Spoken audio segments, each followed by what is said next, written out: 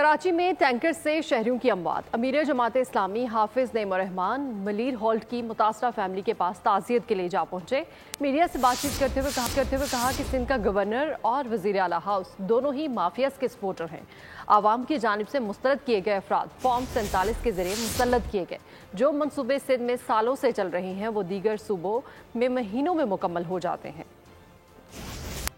دیکھیں، حادثہ تو دنیا میں سب جگہ ہو سکتا ہے، رونما پوری دنیا میں ہوتے ہیں، لیکن کراچی وہ بدقسمت شہر ہے کہ یہاں پر لوگوں کو یہ پتہ ہوتا ہے کہ اگر ہم کسی کو مار دیں گے، قتل کر دیں گے اور کسی ٹینکر کے تلے رون دیں گے تو یہاں انصاف نہیں ملے گا، بلکہ مافیاز ہوں گی جو حکومتوں میں بیٹھی ہوں گی، ہمیں پروٹیکٹ کریں گے۔ 3500 ڈمپرز، ٹینکرز اور ٹرالرز کو تو انہوں نے الاؤ کیا ہوا ہے جو دن کے وقت میں چل سکتے ہیں۔ پورا شہر انہوں نے برباد کر کے رکھ دیا۔ تو جب پتا ہے ان لوگوں کو کہ ہمیں کوئی پوچھے گا نہیں، ہم پکڑے جائیں گے تو چھڑا لیے جائیں گے، وہ سارے مافیاز آ کر سی ایم ہاؤس اور گورنر ہاؤس میں بیٹھ کر ساتھ بیٹھ کر کھانے کھائیں گے اور قاتلوں کو چھڑوائیں گے، تو پھر کراچی کے لوگوں کا کیا بنے گا؟